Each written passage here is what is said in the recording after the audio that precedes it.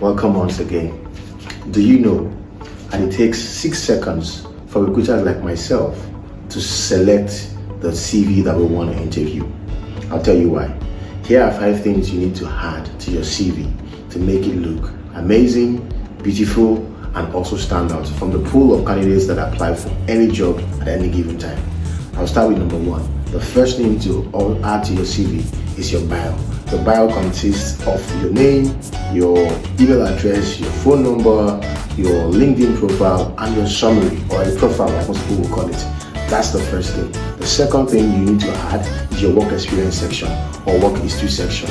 And don't forget, there are 2 ways you can actually write your work history section. You can either write it in the reverse chronological order, meaning you're starting from the most recent to the oldest, or you can have what we call a functional CV.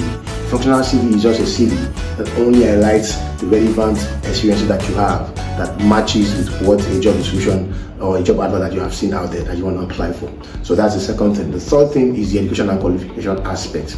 The education and qualification aspect is where you add all your relevant education and qualification. So if you've done a certification before, this is where you can add it. If you've graduated from a university, this is where you can add that to it, right? And you also want to follow what we call the reverse chronological order or a functional order, right? And then the fourth thing is your skills section. This is very, very important because most times every job advert already has a skills or a requirement that they are looking out for. And immediately a recruiter picks your CV, is scrolling through your bio, your work experience, your educational qualification, and the next thing it goes to is your skills section. So your skills section can divide into 2 parts.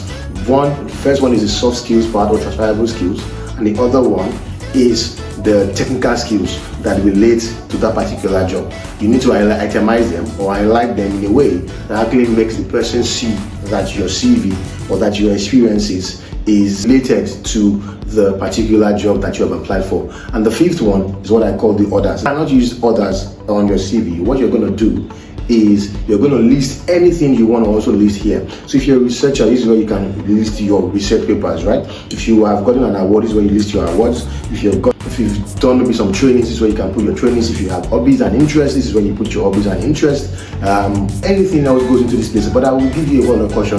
Your references are no longer needed unless it has been explicitly stated in the job ad. 5 things that I think you need to have on your CV that would make your CV always stand out every time you apply for a job, and it will always catch the attention of recruiters like myself.